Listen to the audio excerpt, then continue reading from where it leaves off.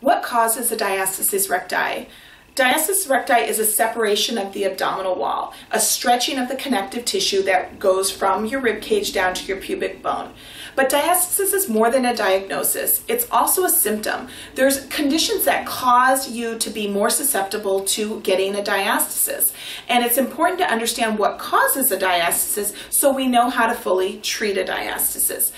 Diastasis is that excessive stretching of the connective tissue that runs down the center of your abdominal wall, and it affects the connection between the right and left side of the abdominal wall, but also between the external, middle, and internal abdominal wall. So there's 3 layers of your abdominal wall, and they are all connected by this connective tissue. So when this connective tissue stretches and pulls apart, then it's difficult for the muscles to do the job they were meant to do.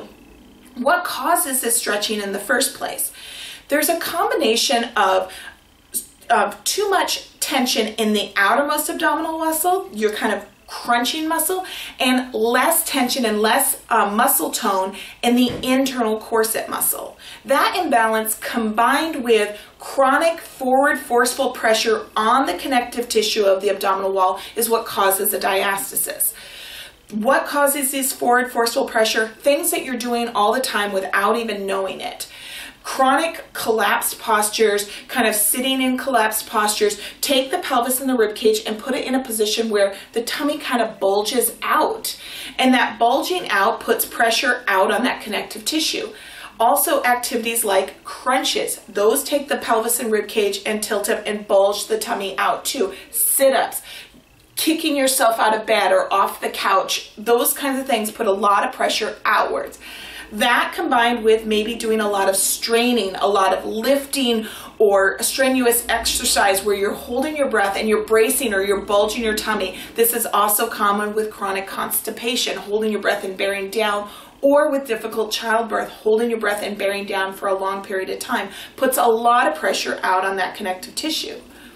The other more obvious thing is a growing uterus with a pregnant woman. That puts a lot of pressure on that connective tissue as well. All of those chronic forward forceful pressure combined with a muscle imbalance between the internal and external muscles is what puts that connective tissue in a position where it starts to stretch and it becomes damaged. Now, why is this forward forceful pressure a problem with connective tissue? Well, muscle and connective tissue respond differently. Muscle stretches and recoils. Connective tissue has a little bit of elasticity to stretch, but not as much as muscle. So a lot of times when there's put a lot of pressure on it, what happens is there's micro tears that happen down that connective tissue. And instead of it being thick and solid and meaty and holding the 2 sides of the muscles together, it becomes flimsy and thin and starts to have less ability to support your body and support those muscles that need to support your organs and your spine.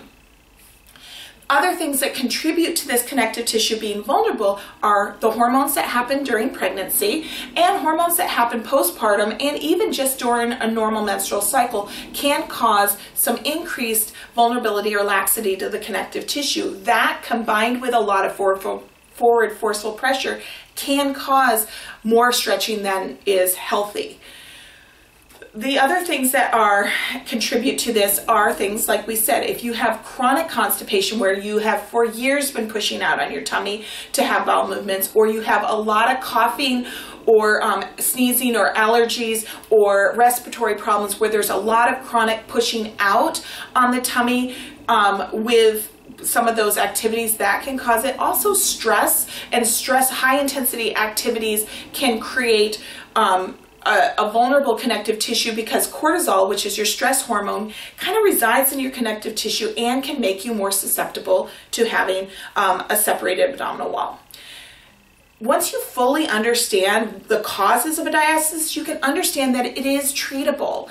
You can start to reverse this condition by understanding how to rehabilitate your core. The Tummy Team specializes in core rehabilitation, where we work on balancing out the internal external muscles, working on postural alignments and functional activation that actually rebuilds the muscles properly and puts the connective tissue in a position where it can close up and rebuild and restore the structure there, so that it's not always stretched out and causing some of the complications of a diastasis.